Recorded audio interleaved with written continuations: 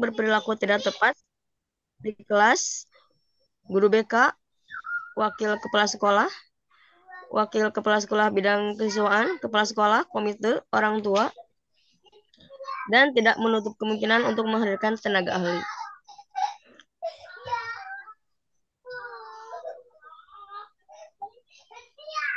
Lanjut, Pak Kavi.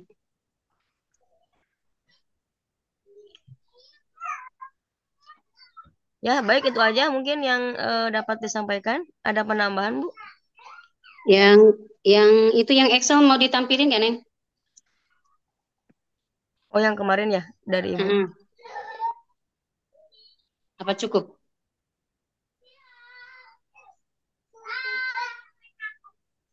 Berarti kalau yang Excel itu berarti ya, yang data anak-anak Ibu, Iya, kronologis ya.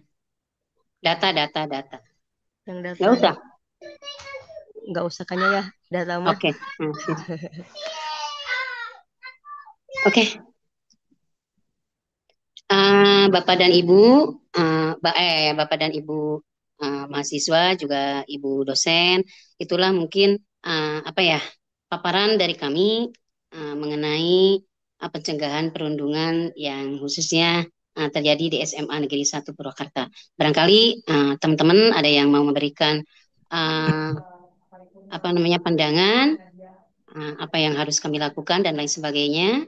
Terus atau mungkin ada yang uh, bertanya gitu kan mengenai sesuatu hal yang terjadi di SMA Negeri 1 Purwakarta.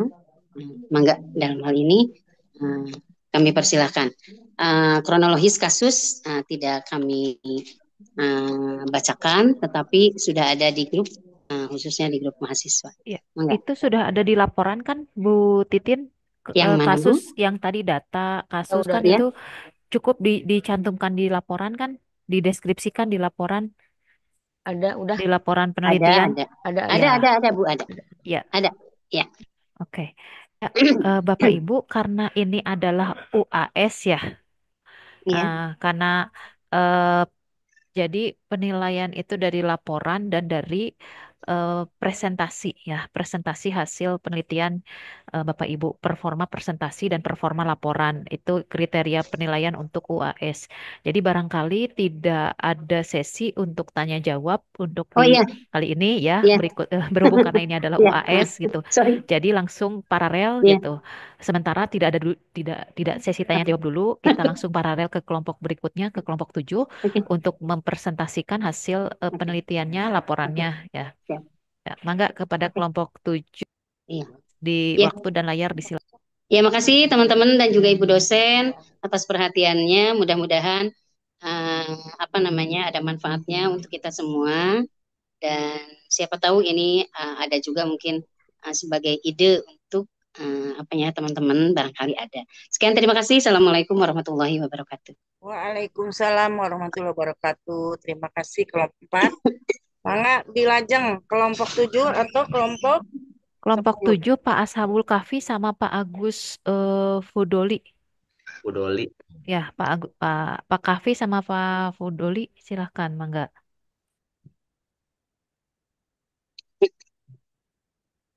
Mana Pak?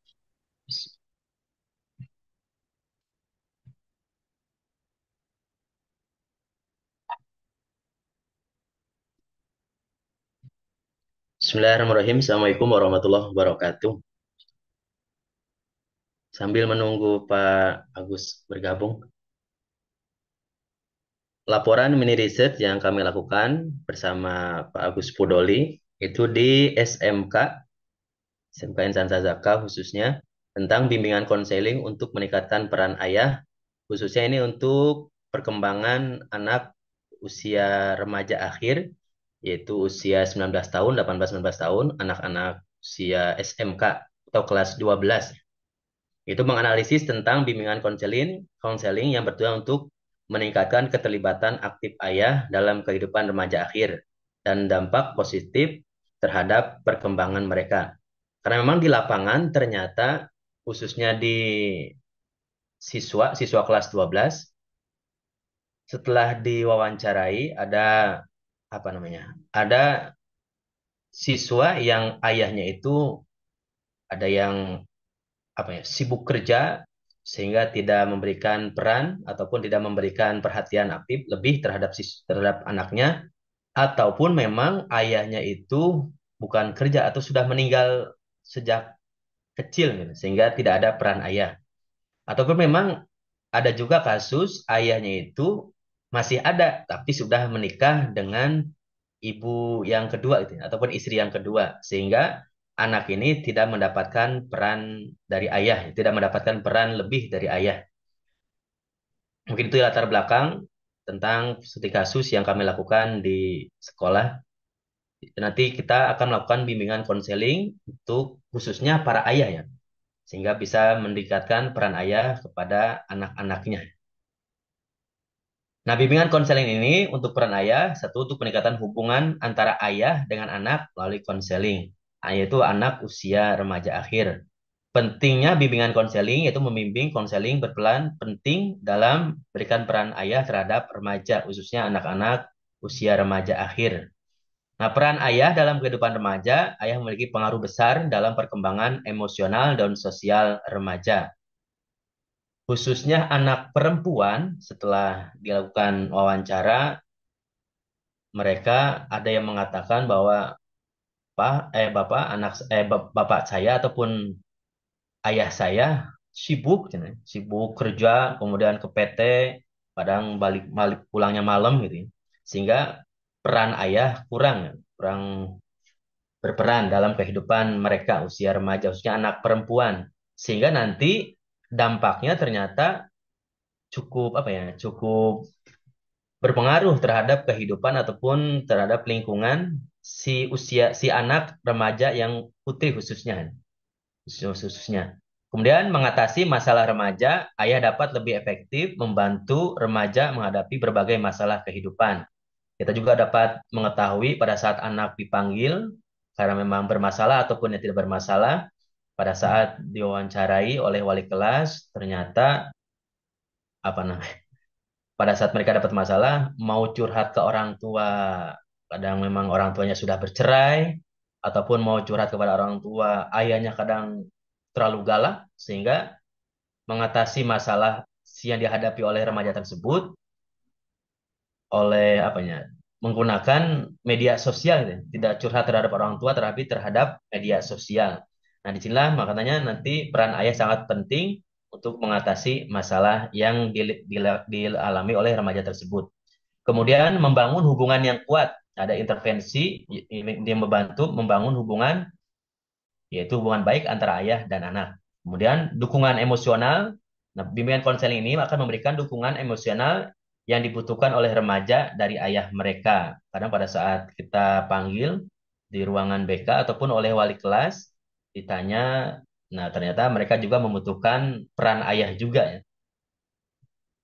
Kemudian selanjutnya kita lihat bagaimana peran keluarga khususnya ayah di sini dalam perkembangan remaja.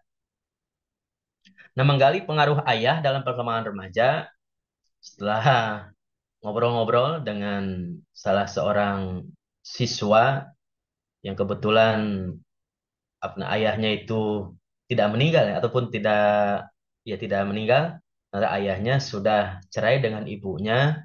Kemudian ternyata si perkembangan remaja terganggu ya, karena memang tidak memiliki ayah. Padahal ayahnya ada, mungkin ayahnya sibuk dengan keluarga baru ya. Nah, ini ada ibu salah seorang siswa yang merasa terbebani khususnya untuk biaya ya. Karena memang si ibu tersebut membiayai 3 orang anak, kemudian salah satunya sekolah di sekolah SMK, karena memang SMK itu butuh biaya besar juga, sehingga nanti peran ayah dalam keluarga sangat dibutuhkan, khususnya untuk ekonomi ya. Nah, sering hanya dianggap sebagai penyedia nafkah, sehingga perannya dalam pengasuhan kurang optimal. Jadi kadang untuk penting mah boga bapak banyak, amun boga bapak teh kebutuhan ekonomi pasti terpenuhi. Gitu. Sehingga perannya pun dalam pengasuhan kurang optimal. Jadi anu dibayangkeun teh mun boga bapak pasti ekonomi keluarga terbantu. Yang ada terkadang ada keluarga juga satu keluarga yang tidak ada ayahnya alhamdulillah bisa dipenuhi oleh ibunya. Kemudian keluarga sebagai unit sosial, keluarga merupakan unit sosial terkecil yang berperan vital dalam perkembangan individu, khususnya anak remaja. Karena memang pendidikan pertama nanti sosial yang akan terbentuk oleh anak tersebut yaitu berawal dari keluarga. Kemudian dampak peran aktif ayah dalam penelitian ini menunjukkan bahwa keterlibatan aktif ayah sangat sangat mempengaruhi perkembangan psikologis dan emosional remaja. Kita dapat membedakan terkadang di kelas pun sepintas kita bisa melihatnya, khususnya di materi khususnya PAI pada saat menjelaskan materi waris kita akan memberikan soal ataupun tugas kepada mereka untuk mendata ahli warisnya. Misalnya ayahnya siapa, ibunya siapa. Nah, di situ akan terdeteksi ayahnya ternyata sudah meninggal ataupun ibunya sudah meninggal. Bahkan pada saat materi PAI khususnya elemen fikih tentang ilmu waris, nanti akan terdeteksi juga bahwa ternyata ayahnya sudah cerai kemudian punya istri baru ya, istri yang lain, istri yang kedua. Itu nanti akan ada dampaknya baik secara psikologi ataupun emosional anak tersebutnya, anak remaja tersebut. Ini ada wawancara salah seorang siswa yang dipanggil ternyata pada saat dikomunikasikan oleh wali kelas yang dipanggil orang tua ternyata yang datang itu bukan orang tua tapi bibi ataupun uwa ya. Karena memang orang tuanya katanya sudah cerai dengan antara ayah dan ibunya. Nah, itu juga mempengaruhi emosional remaja dan psikologisnya. Nah, jadi pertanyaan kunci tentang rumusan masalah tentang peran ayah. Pertama, peran ayah yang ideal itu bagaimana? Di sini saya meneliti apa yang terjadi menjadi karakteristik ayah yang ideal bagi remaja akhir. Kemudian komunikasi yang efektif, yaitu strategi untuk meningkatkan komunikasi antara ayah dengan remaja akhir. Kemudian ada dampak peran ayah, menganalisis bagaimana peran ayah mempengaruhi perkembangan emosi dan sosial remaja. Nah, bimbingan konseling, khususnya bimbingan konseling Islam, itu membangun fitrah melalui konseling Islami. Tujuan bimbingan konseling Islam ini, pertama, bimbingan konseling dalam perspektif Islam, bertujuan membantu individu, yaitu si anak remaja, siswa remaja tersebut, mengembangkan fitrah sebagai tuntunan, sesuai tuntunan Allah. Kemudian, integrasi nilai spiritual. Nah, pendekatan ini mengintegrasikan nilai-nilai spiritual dalam proses konseling, memperkuat iman dan moral individu. Kebetulan yang dilakukan pada saat ada siswa yang melanggar ataupun yang tidak baik, nah yang dilakukan oleh BK itu yaitu menyuruh atau meminta si anak untuk melaksanakan kegiatan ibadah, ya, sholat duha ataupun tadarus. Nah, pentingnya keluarga sudah dijelaskan bahwa mengingatkan kita untuk menjaga keluarga dari pengaruh negatif yang dapat merusak. Khususnya di sekolah, kadang pada saat ada seperti tadi terjadi komunitas-komunitas di sekolah yang tidak baik pada saat melaksanakan ataupun melanggar tata tertib, pada saat dipanggil orang tuanya, semua orang tua anak yang melanggar tata tertib akan diberikan konseling ataupun bimbingan oleh pihak sekolah. Nah, tujuan dan manfaat penelitian ini, satu, mengetahui peran ayah yang ideal, itu meneliti bagaimana ayah dapat berperan secara optimal dalam perkembangan remaja akhir, karena memang usia-usia remaja kadang harus kita bimbing ya, ataupun harus ada orang yang ideal, khususnya ayah ya. Kemudian meningkatkan komunikasi efektif. Nah, terkadang usia-usia remaja antara orang tua, khususnya ayah, dengan anak akan ada batasnya, akan ada sekat, merasa sudah dewasa, sehingga ayah kadang membiarkan anaknya untuk aktif dengan dunianya tersendiri, sehingga komunikasi antara ayah dengan remaja ataupun anak remaja tersebut ada dinding pembatas semakin menjauh, berkurang komunikasinya. Kemudian yang ketiga, identifikasi dampak positif. Nah, ini akan menggali dampak positif yang dihasilkan dari peran aktif ayah dalam kehidupan remaja. Terkadang pada saat ada siswa yang berprestasi, nah kadang ada orang tua kan bisa merasakan ya kebahagiaan ayah ataupun ibunya memiliki anak yang positif, melakukan hal positif ataupun berprestasi. Kemudian referensi untuk pengembangan sumber belajar. Ini kan memberikan panduan bagi pendidik, khususnya guru, dalam merancang materi bimbingan konseling yang lebih relevan, guru BK. Kemudian wawasan bagi orang tua akan menjadikan informasi penting bagi orang tua tentang keterlibatan mereka dalam pengasuhan anak. Nah, ini semua akan disampaikan biasa di sekolah itu pada saat pembagian rapot. Nanti akan dijelaskan perkembangan anak kepada orang tua tersebut, dipanggil orang tuanya, disampaikan perkembangan anaknya. Ternyata di lapangan terkadang pada saat pembagian rapot pun bukan orang tua yang datang ya, terkadang uwa atau bibi, bahkan kakek atau neneknya, karena memang orang tuanya, mohon maaf ada yang sudah meninggal ataupun sudah bercerai semenjak awal, ya, hingga berpengaruh terhadap eh, peran ataupun pengaruh terhadap kehidupan remaja tersebut. Nah, ini tadi sudah peran ayah dalam keluarga. Nah, peran ayah dalam usia remaja ya, pada anak usia remaja sangat penting dalam mendukung perkembangan remaja. Pertama, ada identitas dan dukungan emosional. Kita tahu kadang anak berlindung kepada nenek atau kakeknya ya, karena memang ayahnya mungkin sudah meninggal ataupun sudah tiada. Nah, makanya ayah akan membentuk identitas remaja dan memberikan dukungan emosional.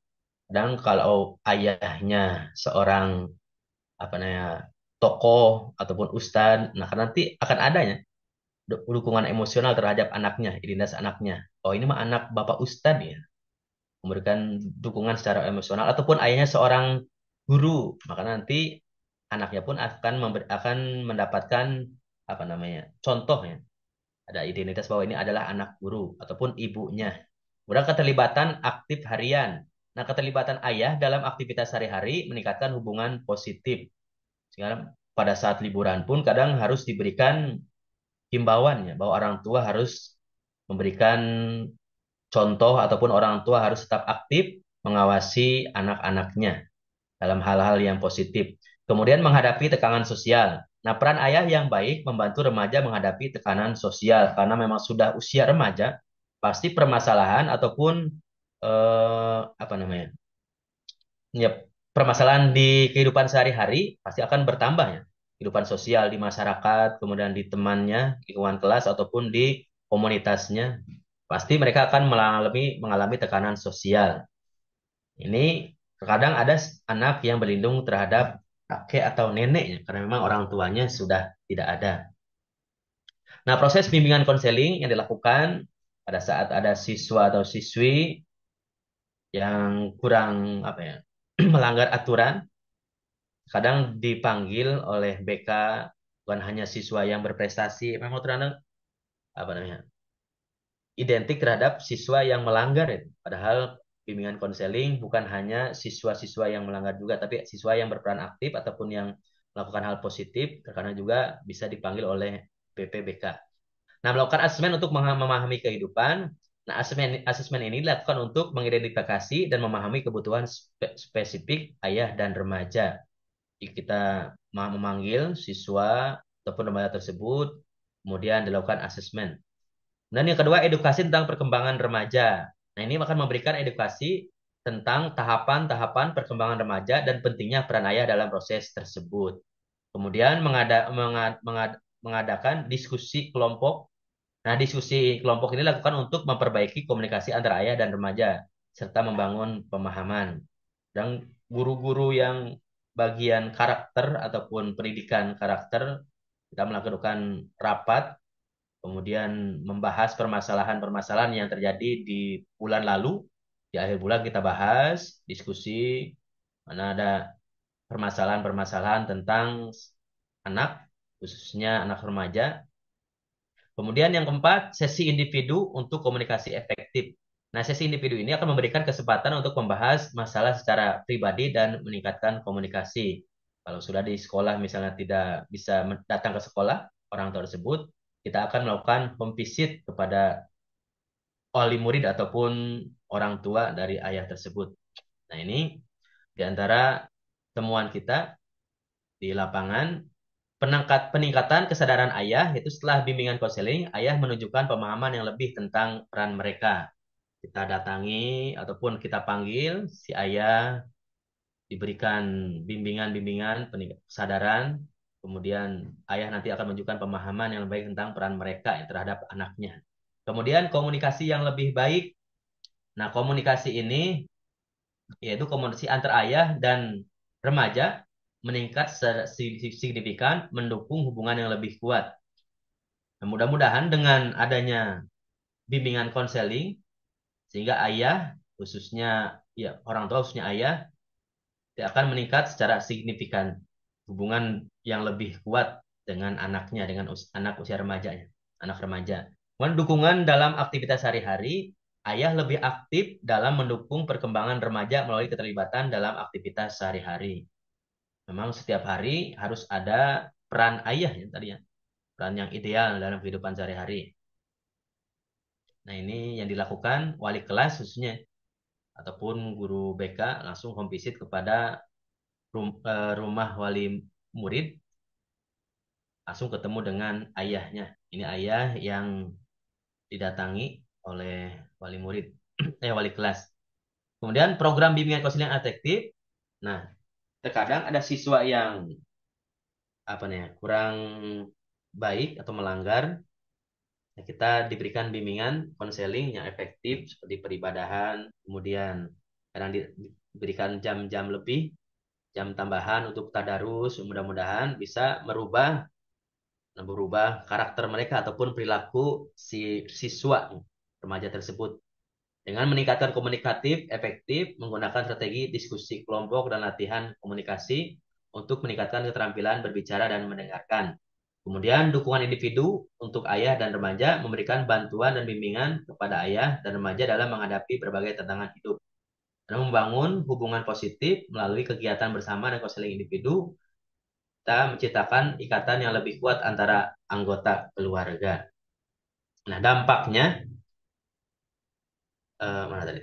Dampak peran ayah yang positif. Peran ayah dalam perkembangan remaja, pertama, peran ayah yang aktif berkontribusi terhadap perkembangan emosional dan sosial remaja, membentuk karakter dan kepribadian mereka. Kemudian yang kedua, pengurangan konflik dan peningkatan kepercayaan diri dengan kehadiran ayah yang terlibat dalam mengurangi konflik dalam keluarga dan meningkatkan kepercayaan diri mereka. Kemudian memperkuat hubungan keluarga, peran ayah yang positif memperkuat hubungan keluarga dan menciptakan lingkungan yang mendukung pertumbuhan anak-anak. Setelah melakukan wawancara, ada satu keluarga, jadi ayahnya satu, kemudian ternyata punya istri dua. Nah ini, jadi yang anak pertama dari istri pertama, kemudian anak kedua dari istri kedua. Nah, kemudian ternyata setelah diwawancarai, si ayahnya lur untuk nguruskan budakna gitu ya. Sudah mah beda ibu, kemudian si anak tersebut tidak ada peran ayahnya dalam perkembangan remaja, sehingga pada saat di sekolah ternyata setelah wawancara ini satu ayah tapi beda ibu ya. Itu ternyata peran ayah harus harus ada ya dalam usia remaja, usia anak-anak SMK. Nah, nanti ada pengurangan konflik. Memang terjadi konflik-konflik tersebut karena si anak remaja tersebut kurang adanya perhatian dari seorang ayah, kehadiran ayah.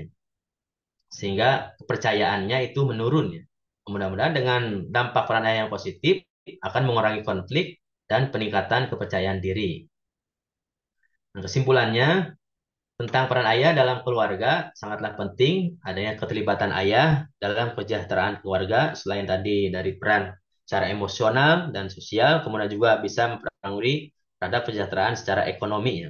Peran ayah sangat penting dalam perkembangan remaja akhir, yaitu ayah berkontribusi signifikan terhadap pertumbuhan emosional dan sosial remaja.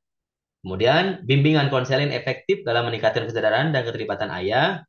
Program konseling akan membantu ayah lebih aktif dan mendukung anak-anak mereka. Kemudian membangun komunikasi yang baik dapat membantu mengurangi konflik dan meningkatkan kesejahteraan keluarga. Komunikasi terbuka menciptakan hubungan yang lebih harmonis dalam keluarga.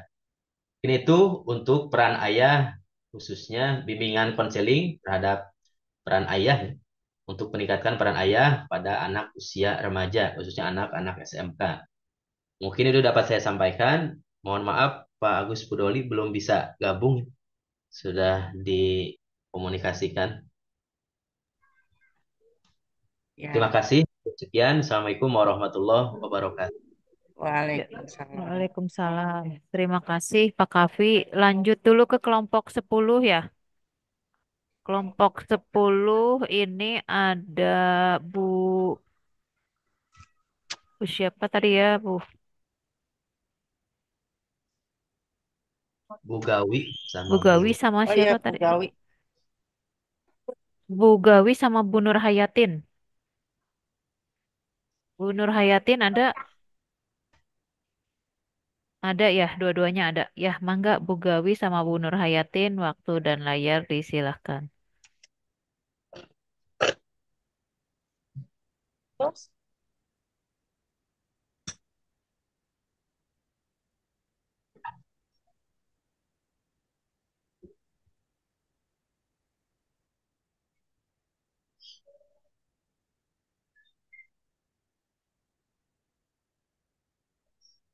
Ini yang tampilkan ininya siapa Pak Kafi?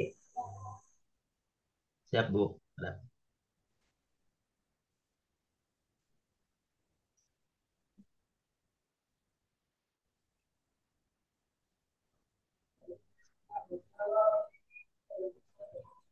Ibu Gawi udah siap belum ya?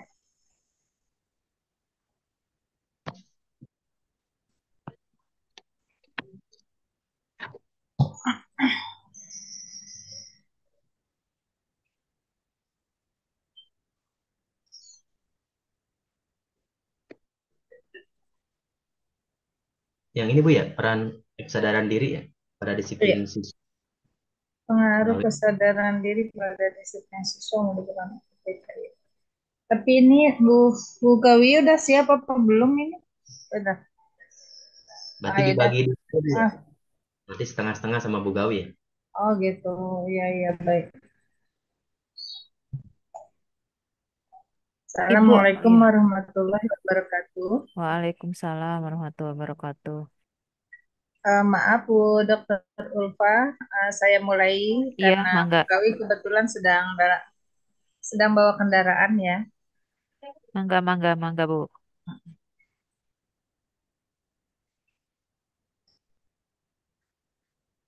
Pada kesempatan ini saya akan memaparkan tentang pengaruh kesadaran diri pada disiplin siswa melalui peran aktif guru dan BK.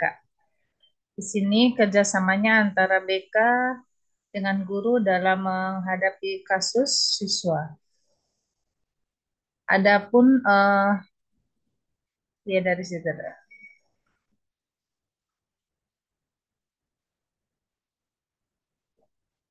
Stopnya dulu ya. Adapun penelitian ini yang saya angkat bermula dari tujuan penelitian saya yaitu untuk mengetahui peningkatan kesadaran diri terhadap siswa terhadap kedisiplinan di SMA Negeri 6 Tambun Selatan melalui peran aktif guru dan BK. Jadi tidak hanya BK ketika menghadapi suatu kasus, tapi dibantu dengan guru yang bersangkutan, baik itu guru bidang studi ataupun guru kelas. Adapun metode penelitian yang saya lakukan yaitu menggunakan metode kuantitatif, Bu. Dengan pendekatan korelasi melibatkan siswa dari SMA Negeri 6 Tamu Selatan mengisi skala yang telah disebarkan oleh saya. Kemudian hasil penelitian yang saya buat dari analisis data yang terkumpul ditemukan adanya peningkatan kesadaran diri siswa terhadap kedisiplinan melalui peran aktif guru dan BK. Berikutnya ada signifikan pengaruh. Hasil analisis penunjukan pengaruh signifikan antara peran aktif guru dan BK terhadap kesadaran diri dalam kedisiplinan siswa yang ditujukan dengan nilai yang bagus. Kemudian kesimpulan yang saya ambil nanti akan saya jelaskan tentang dapat disimpulkan bahwa terdapat pengaruh kesadaran diri atau terhadap kedisiplinan siswa di SMA Negeri 6 Tambun Selatan. Berikutnya Pak, mohon lanjut. Nah ini dulu ya, betul. Yang melatar belakangi masalah saya uh, mengangkat materi tersebut di sekolah SMA Negeri 6 Tambun Selatan berdua dengan Bu Gawi karena kesadaran diri dan tanggung jawab pribadi sangat penting dalam membentuk kehidupan siswa. Ini yang melatar belakanginya dalam konteks akademik. Pengembangan sifat-sifat ini akan mempengaruhi prestasi dan hubungan sosial siswa. Penelitiannya bertujuan bahwa kesadaran diri berdampak positif pada potensi akademik. Lanjut, Pak.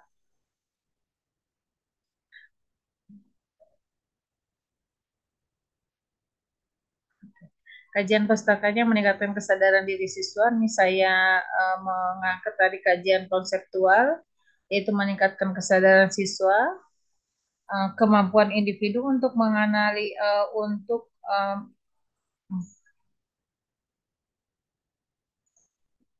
perbesar Sri kita ya, dah cukup. Nah, kajian konseptualnya adalah meningkatkan kesadaran siswa.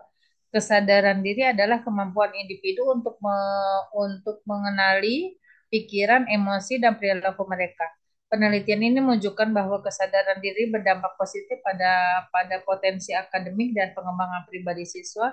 Dengan meningkatkan kesadaran siswa dapat memahami kekuatan dan kelemahan mereka serta mengatur tujuan pada waktu dalam dan waktu yang ya secara efektif. Di sini saya akan menjelaskan mengenai masih Pak, Mas di situ dulu.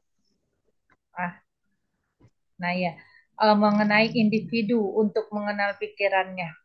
Terkadang siswa itu dengan emosinya melakukan perilaku yang memang tidak selayaknya dilakukan sebagai siswa. Sehingga harus memang di situ turunnya saya sebagai guru dan berperannya sebagai BK agar menumbuhkan kesadaran diri yang ujung-ujungnya dampaknya menjadi positif terhadap siswa dan meningkatkan prestasi akademik siswa itu sendiri, Bu. Next, Pak Kahfi. Lanjut, Pak. Nah, ini ada beberapa kasus ya, Bu. Di antaranya ada beberapa kasus yang memang terjadi di sekolah kami. Nah, adapun di antara menanganinya yaitu dengan cara peningkatan kesadaran siswa. Bagaimana caranya? Ada beberapa cara untuk meningkatkan kesadaran siswa yang di antaranya adalah mengajarkan empati. Apa itu empati? Empati dengan membiasakan sikap empati siswa. Dengan empati ini, siswa akan lebih sadar untuk melakukan perilaku yang baik. Kemudian yang kedua, mengajarkan disiplin moral. Ajaran siswa untuk melakukan perbuatan baik dalam setiap pekerjaan yang mereka lakukan. Biasanya dimulai dari kita dulu, dicontohkan oleh kita, tanpa mereka sadari mereka juga menyontoh apa yang kami kerjakan, baik itu guru ataupun BK. Di antaranya seperti itu. Next, Pak Kavi. Nah, itu cara meningkatkan kesadaran siswa di sekolah kami terkait kasus-kasus yang terjadi di sekolah kami, baik itu di antaranya adalah kurangnya kesadaran diri, bahwa kedisiplinan itu sangat penting untuk mereka. Kemudian, adapun teori kesadaran diri yang kami angkat di sini adalah kesadaran diri adalah kemampuan untuk mengenal perasaan dan mengapa seseorang merasakan seperti itu,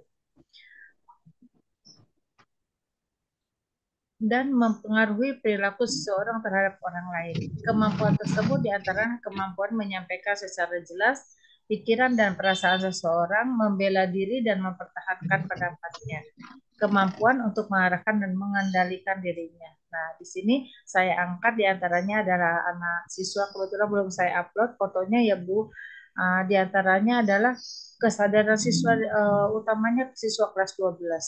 Pada saat dia melakukan kurangnya kesadaran diri bahwa disiplin diantaranya adalah kedisiplinan itu sangat penting sehingga yang ujung-ujungnya akan mengarah kepada keberhasilan mereka. Nah, terkadang mereka karena emosinya mereka tidak kontrol diri. Nah, di sini ada sangat perannya kita untuk mengarahkan mereka menjelaskan dengan pikiran dan perasaan seseorang, orang siswa-siswa itu sendiri, sehingga mereka bisa bersikap dan berperilaku sesuai dengan kemampuan yang harusnya mereka lakukan. Di antaranya perilaku sikap yang baik, yang kemudian akan menjadikan dirinya sendiri mempunyai harga diri dibandingkan dirinya direndahkan oleh orang lain hanya karena sikap dan perilakunya akan kesadaran diri kurang atau hampir tidak ada. Next, Pak Kavi. Nah, ini ada yang saya angkat terkait dengan kesadaran diri. Ada Abraham Maslow, dan yang saya angkat adalah Abraham Maslow. Di sini dalam teorinya humanistik itu secara keseluruhan mengemukakan tentang kesadaran diri, mengerti dan memahami siapa diri kita, bagaimana menjadi diri sendiri, apa potensi yang kita miliki, gaya apa yang dimiliki, dan langkah-langkah yang diambil, apa yang dirasakan, nilai-nilai apa yang dimiliki dan diyakini, ke arah mana perkembangan kita akan menuju. Itu yang kami terapkan kepada siswa. Ketika ada siswa yang memang tersandung dengan kasus yang ada di SMA Negeri 6 Tambun Selatan, diantaranya adalah kurangnya kesadaran diri akan hal yang wajib dia lakukan. Nah, kami biasanya melakukan hal seperti ini, Bu. Menyadarkan dia agar dia itu paham siapakah dirinya itu sendiri. Apakah dia siswa atau bukan. Ketika dia sadar bahwa dia siswa, nah baru kita tekankan bahwa kalian siswa, harus bagaimana kalian sebagai siswa, harus mengenal dirinya. Nah, harus memiliki apa? Memiliki gaya yang dimiliki, bagaimana gaya itu yang dilakukan sebagai siswa. Nah, dari beberapa kasus, diantaranya adalah siswa yang memang masih kurang menyadari bahwa hal itu penting dia sadari untuk masa depannya. Pasti kami di sini BK berperan dan bukan hanya BK, tapi kami dengan guru wali kelas dan guru-guru yang lainnya bidang studi memberikan pengembangan menuju mereka menjadi sadar bahwa dirinya adalah perlu sadar akan hal yang memang harus dia sadari, bahwa dia sebagai siswa mengikuti beberapa hal yang menjadikan dirinya menjadi lebih fokus sebagai siswa sehingga berhasil. Next, Pak. Nah, coba satu lagi, karena memang ada bagian Bu Gawi berikutnya ya.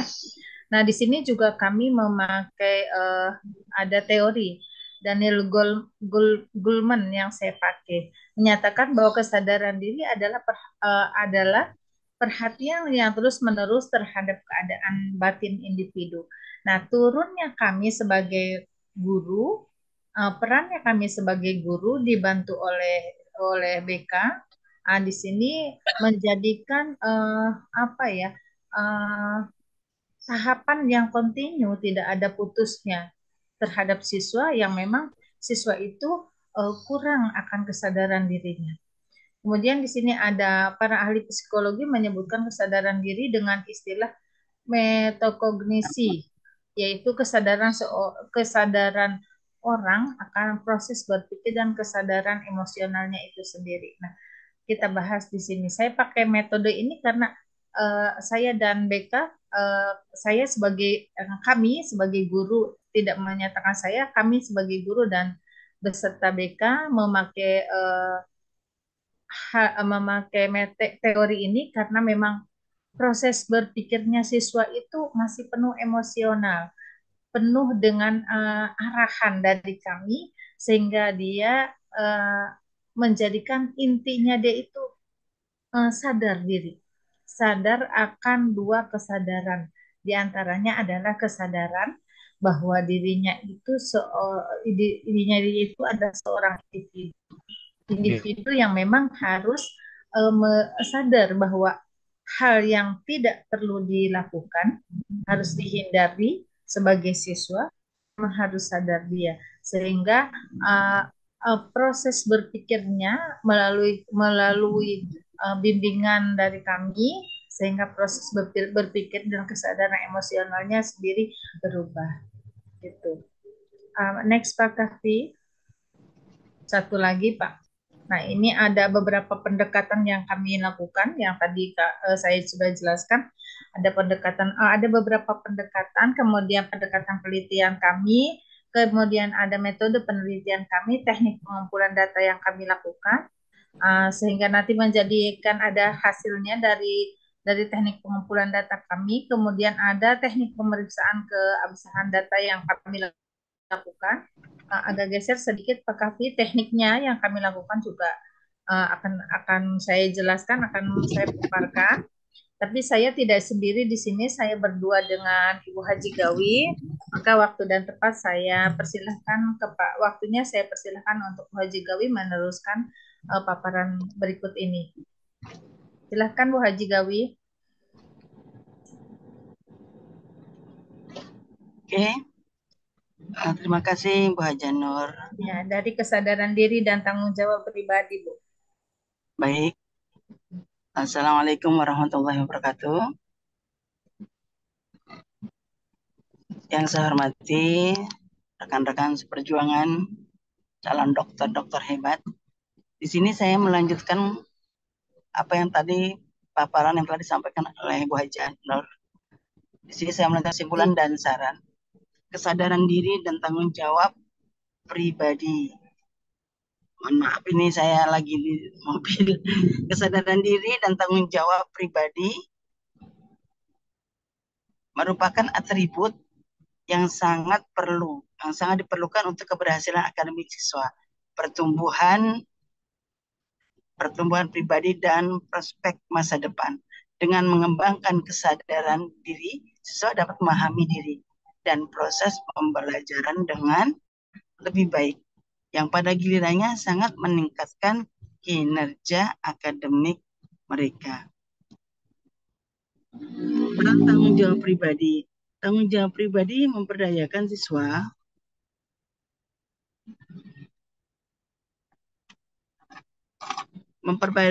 siswa untuk mengambil kepemilikan atas pendidikan mereka dan mengembangkan keterampilan penting untuk kesuksesan seumur hidup. Ini membantu mereka untuk lebih disiplin dan terlibat dalam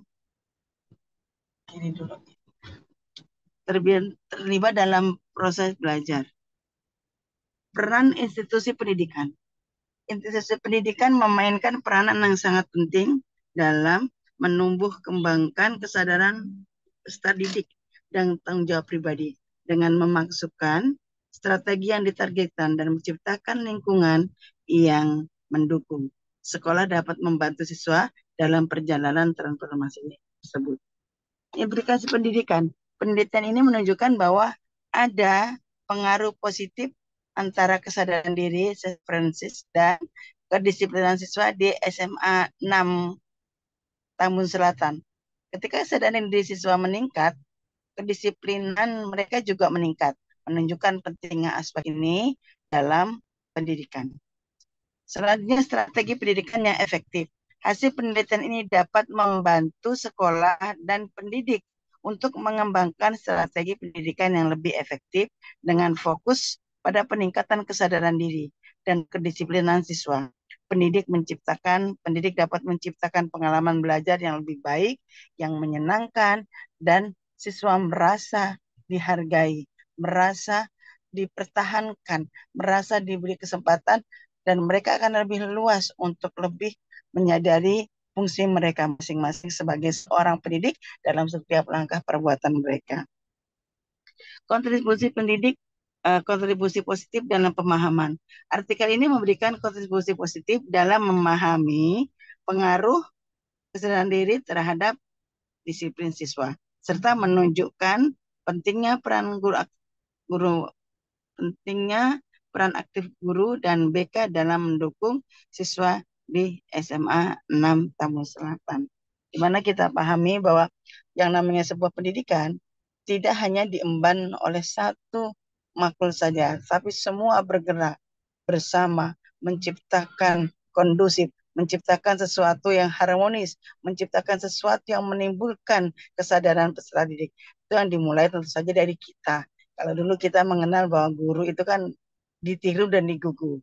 Nah, dengan kita mengambil kesimpulan berbagai cara, gimana nih mengembangkan anak-anak pada saat 12 itu mulai mereka itu mulai biasa mencari jati diri ya. Mereka mulai bosan untuk belajar, mulai bosan, aduh kapan ya ujian, dan mereka biasanya mulai berpikir, aduh gimana nih. Nah, kita sebagai pendidik, hendaklah kita berpikir, yuk kita bersama-sama maju, yuk kita timbulkan kedisiplinan mereka, yuk dengan senyum sapa salam yang tiap hari kita lakukan, kita memberi contoh yang baik kepada siswa-siswi kita. Saya rasa dengan pembiasaan yang baik, itu akan menciptakan generasi yang mampu berkolaborasi dengan para guru, berkolaborasi dengan siswa, serta masyarakat, dan khususnya orang tua mereka. Jadi menimbulkan kesadaran nasional biasa adalah tugas kita semua, supaya keberhasilan lebih terjaga dengan konsisten dan implementasi dalam dunia kehidupan sehari-hari. Masih adakah next ini? Cukup? Demikian kesimpulan yang bisa saya sampaikan. Ya. Selanjutnya saya kembalikan ke Bu Hajah Nur, silakan. Terima kasih.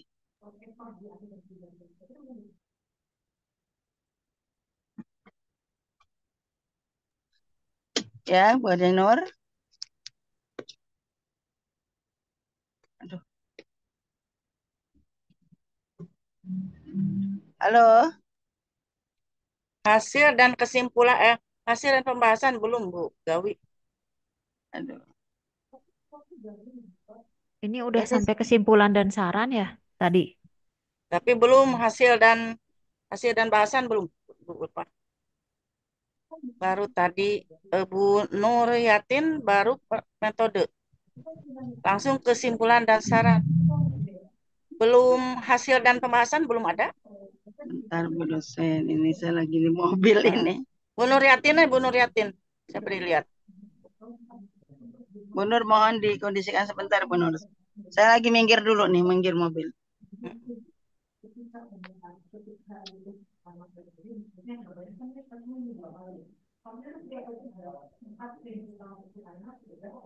Bu Nur.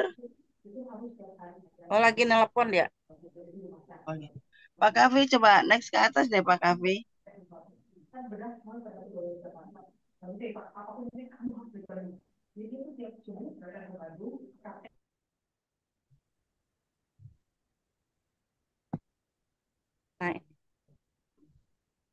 Nah, ininya belum.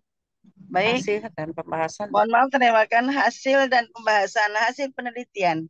Satu objek penelitian, Sekolah Menengah Atas Negeri 6 Tamu Selatan yang beralamat di Jalan Raya Jatimulya, RT 01 RW 013 Jatimulya, Kecamatan Tamu Selatan, Kota Bekasi, Jawa Barat, Kabupaten Bekasi, Jawa Barat. Dalam upaya menciptakan dan mengembangkan peserta didik yang berkarakter dan berkualitas, memiliki visi dan misi sebagai berikut. Visi, menjadi lembaga pendidikan kejuruan yang berkualitas serta menghasilkan tamatan yang unggul dan berakhlak mulia. Meningkatkan kualitas misi, meningkatkan kualitas tenaga pendidik dan tenaga kependidikan untuk mendukung tercapainya tujuan sekolah. Memenuhi kebutuhan sarana dan prasarana sekolah untuk memberikan pelayanan pendidikan yang maksimal dan yang maksimal kepada masyarakat. Next, tarik ke atas, scroll ke atas. Deskripsi dan penelitian. Deskripsi data penelitian ini untuk mengetahui bagaimana pengaruh kesadaran diri peserta didik melalui peran aktif guru. Peran aktif guru dan BK di SMA 6 Tamu Selatan melalui strategi pengembangan kesadaran diri dengan refleksi dan jurnal mendorong siswa untuk terlibat dalam praktek reflektif seperti membuat jurnal, memfasilitasi kesadaran diri, dengan mempromosikan introspeksi dan ekspresi diri. Jurnal memungkinkan siswa untuk mengeksplorasi pikiran, emosi, dan pengalaman yang mengarah ke pemahaman yang lebih dalam tentang diri dan aspirasi pada diri sendiri. Next. Ada beberapa pembahasan, stop pembahasan tadi ya. Oke. Pembahasan, ada beberapa penelitian yang mendukung dari penelitian ini, yakni penelitian yang dilakukan oleh Afifah dan kawan-kawan 2022 memiliki hasil yakni kekuatan dari pengaruh self-awareness terhadap kedisiplinan yang bermakna bahwa terdapat pengaruh terhadap kedisiplinan siswa ketika peran aktif para guru dan guru BK. Dari beberapa penelitian di atas berbeda dengan dalam penelitian ini, yang mana dalam penelitian ini peneliti melaksanakan penelitian yang mencari pengaruh kesadaran, next,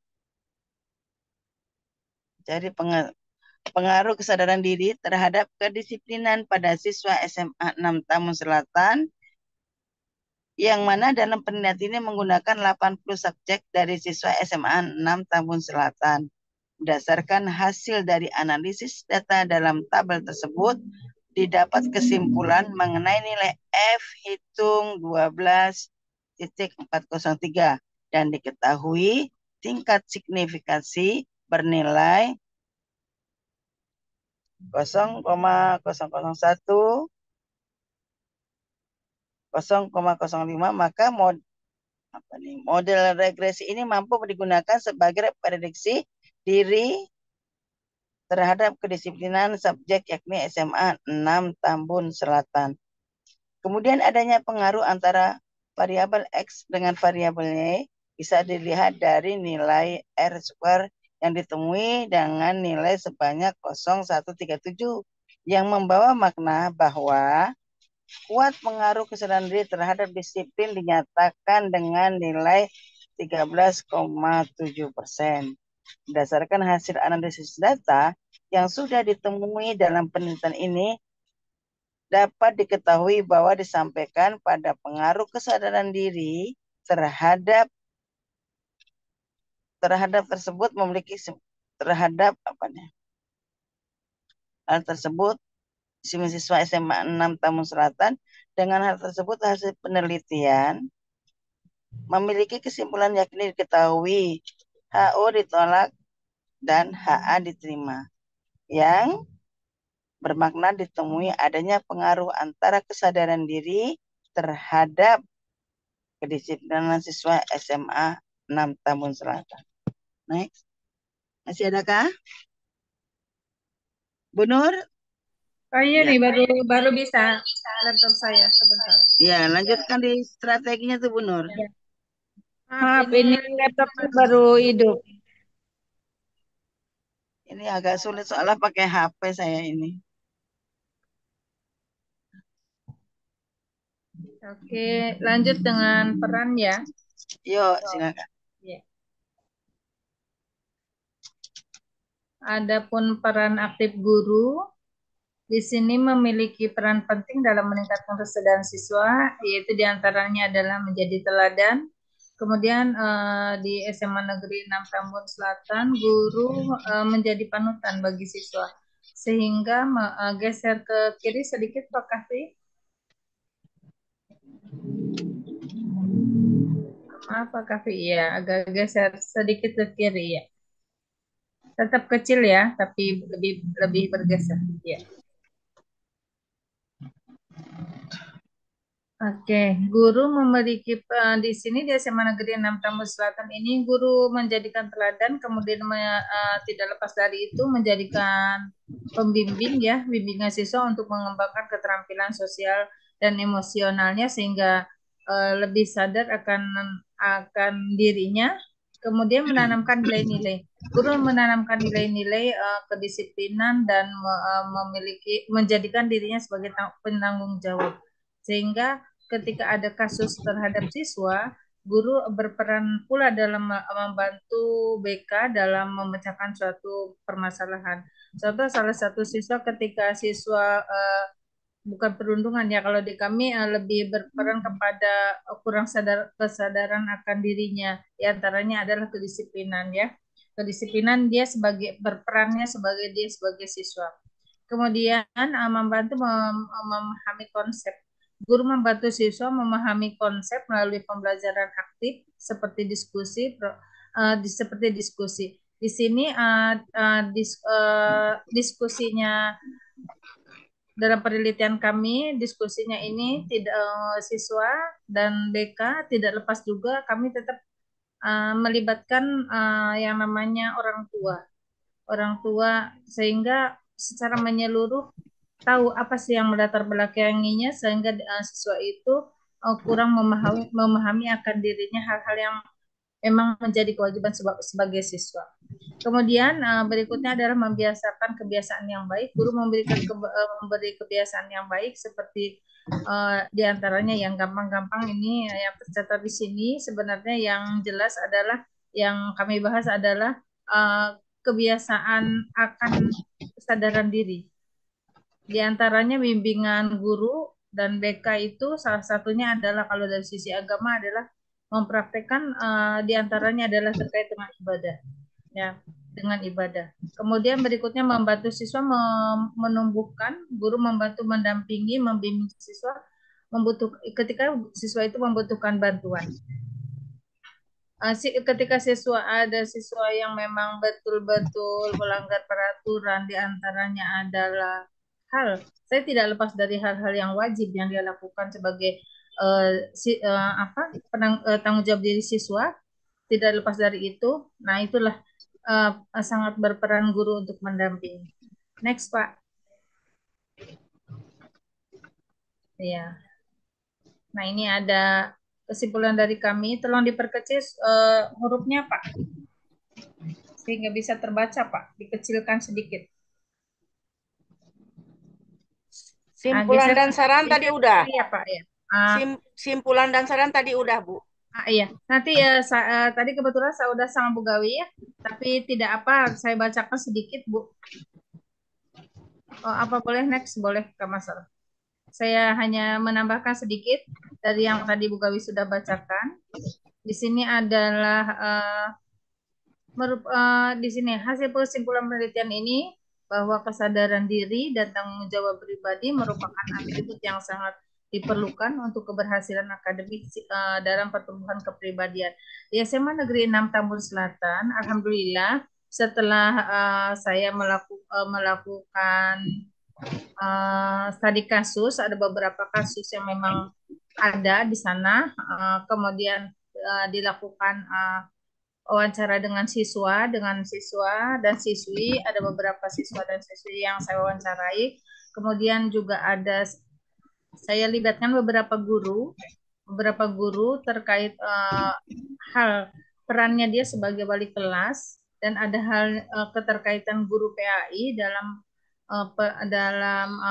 menyadarkan siswa tersebut. Alhamdulillah dari awalnya memang menurun, kemudian hasilnya menjadi baik. Bukan hanya guru kelas saja yang berperan, tapi semua guru dan bahkan dibantu oleh BK. Itu Bu kesimpulan yang kami buat dari studi kasus di SMA Negeri 6 Tambun Selatan yang kami angkat. Utamanya yaitu terkait dengan kesadaran diri dan tanggung jawab siswa. Itu saja dari kami Bu. Saya tutup dengan billahi taufiq wal hidayah. Assalamualaikum warahmatullahi wabarakatuh. Waalaikumsalam warahmatullahi wabarakatuh. Waalaikumsalam warahmatullahi wabarakatuh.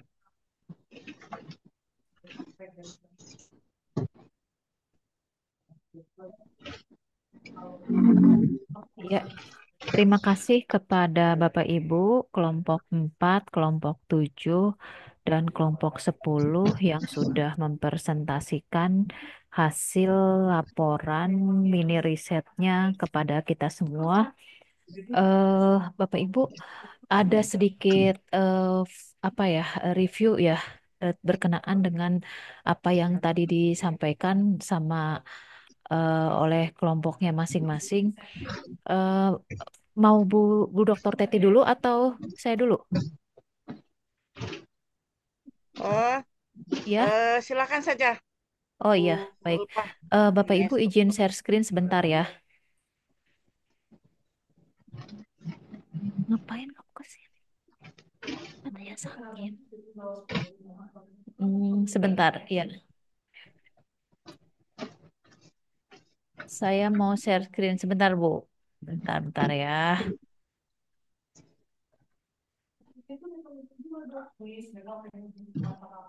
Hmm.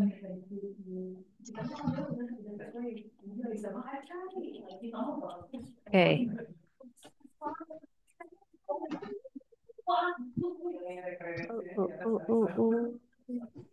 Ini. Ya, Bu Dokter Teti, saya izin review ya satu persatu. Bapak Ibu semua, mohon maaf ya.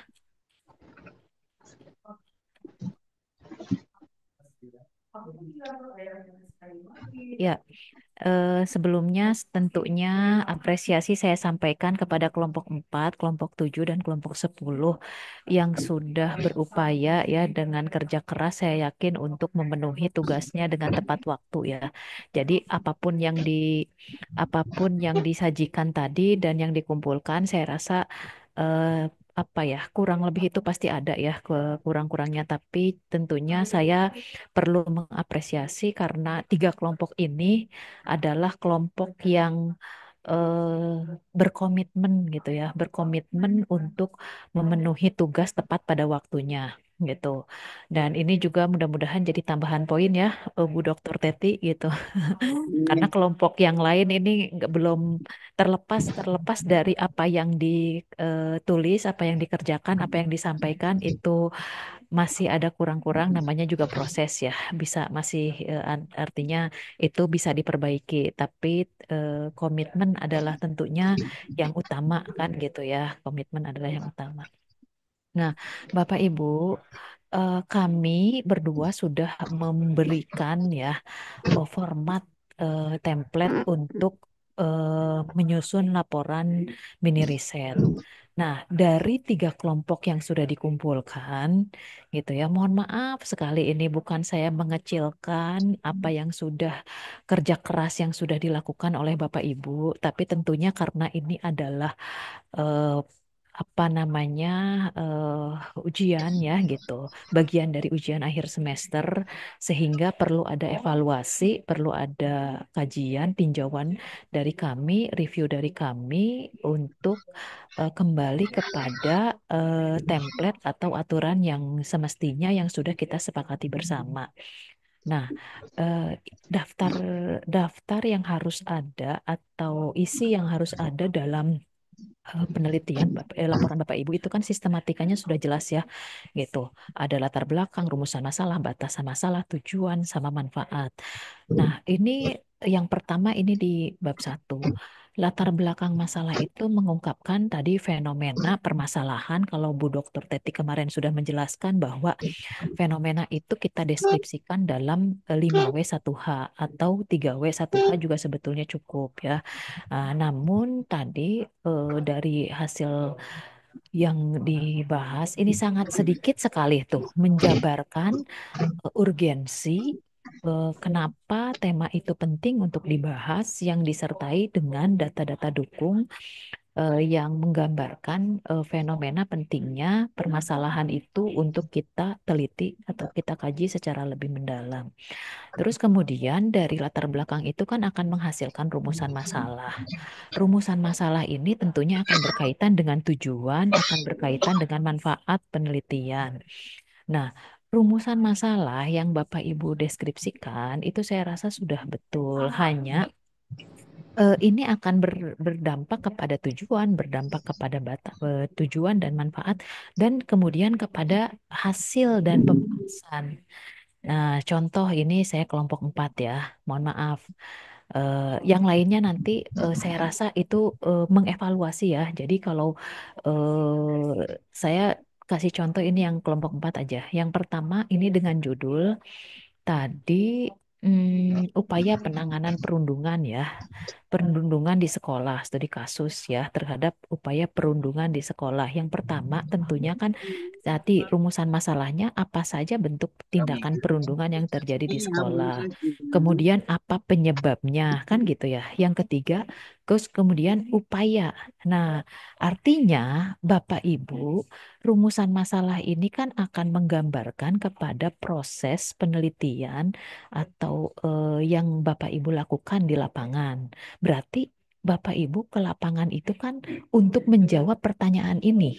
Ya, menjawab tiga pertanyaan ini. Sehingga hasil penelitiannya tentunya harus berkenaan dengan tiga poin ini. Kita cek di hasil penelitian ya. Yang pertama kan berarti Bapak Ibu ke lapangan itu untuk menggali bentuk perundungan apa saja yang terjadi di sekolah. Yang kedua faktor penyebabnya apa. Dan yang ketiga apa tindakan atau upaya ya. Kita cek kepada hasil saya belum ke tajian pustaka ya. Kita cek kepada hasil dan pembahasan. Nah, hasil hasil dan pembahasan.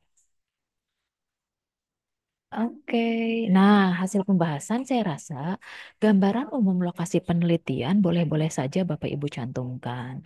Hanya cukup tidak usah terlalu banyak, cukup yang relevan dengan apa yang menjadi fokus kajian, fokus data yang ingin kita gali tadi gitu ya. Jadi kalau profil sekolah dan lain sebagainya ini artinya visi misi dan lain sebagainya kalau hanya dicantumkan sementara ini kaitannya apa gitu dengan tadi rumusan masalah yang ingin kita kaji atau ingin kita ketahui. Ini struktur organisasi, tapi ini sampai ada data pendidik dan tenaga kependidikan, data peserta didik. Ini untuk apa gitu, sarpras dan lain sebagainya gitu ya. Terus sementara nih ya, sementara tadi eh, rumusannya itu sendiri akhirnya nggak terjawab di sini. Nah, di pembahasan di sini akhirnya jadi nggak terbahas di sini Bapak Ibu. Ya, yang pertama kan harusnya di sini hasil penelitiannya itu yang pertama tadi perundungan apa saja yang terjadi di sekolah itu. Berarti di sini A, perundungan apa saja kan gitu, jenis-jenis perundungan yang terjadi di sekolah. Yang B berarti tadi apa namanya? Faktor penyebab perundungan. Yang C, upaya sekolah dalam mencegah perundungan.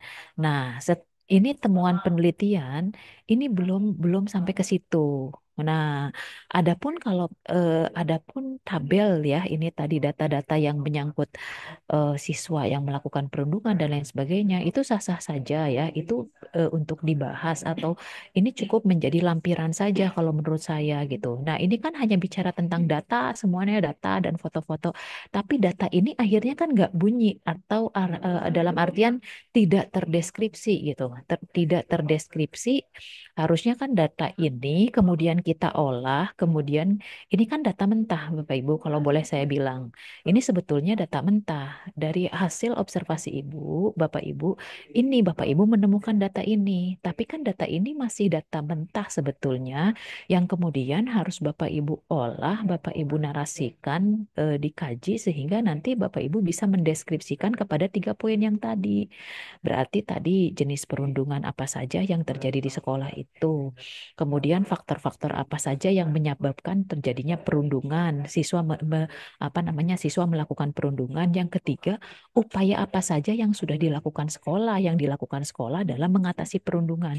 Nah, saya tidak menemukan jawaban rumusan masalah di dalam hasil penelitian. Nah, mohon koreksinya ya Bu Dokter Teti kalau saya keliru gitu ya. Nah, tapi sama-sama kita cermati bersama hari ini ya. Ini dari data yang saya tampilkan ya. File Bapak Ibu nih yang ada di saya. Itu. Jadi saya nggak menemukan ada mana mana jawaban dari hasil rumusan masalah yang tiga tadi. Ya, di sini nggak ada. Ini data, data, data, data. Sebetulnya tadi dijelaskan oleh Bu Titin ya, Bu Titin sama Bu Leni ya. Bu Lina, sorry, Bu Lina, Bu Titin sama Bu Lina itu Bu tadi Lina. sebetulnya menjelaskan pada saat presentasi sebetulnya menjelaskan perundungannya jenisnya seperti apa, kemudian faktor-faktor apa saja kenapa siswa itu melakukan perundungan ya kan, kemudian upaya sekolah bagaimana sebenarnya itu dijelaskan, tapi sayang sekali apa yang dijelaskan itu tidak tertulis di sini.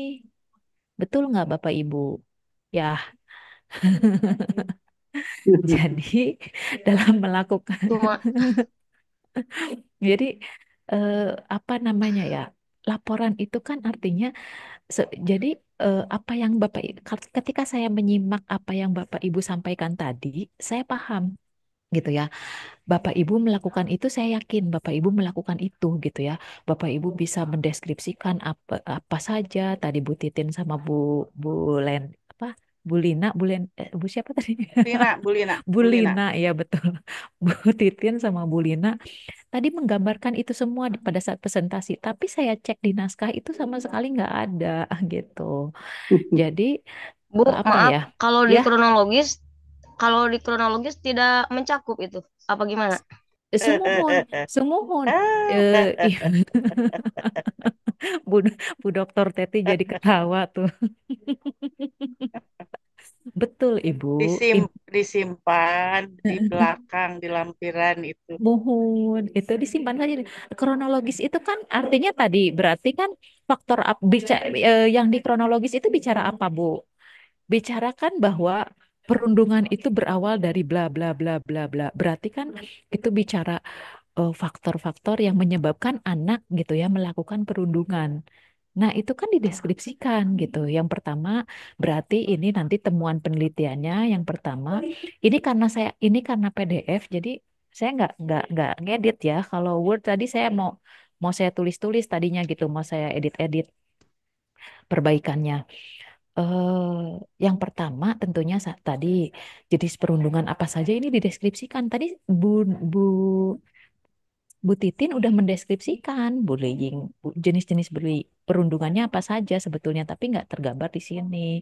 Terus kemudian faktor apa saja enggak gitu ya. Terus, nah ini kan yang di sini yang disajikan hanya data, padahal ini hasil hasil penelitian atau temuan penelitian itu harusnya isinya poin-poin yang sama dengan apa yang ada di rumusan masalah gitu ya Bapak Ibu. Jadi ini kan hanya data. Terus nah dari data ini apa yang bisa kita pahami kalau tidak dideskripsikan, kalau tidak dinarasikan? Ya gitu.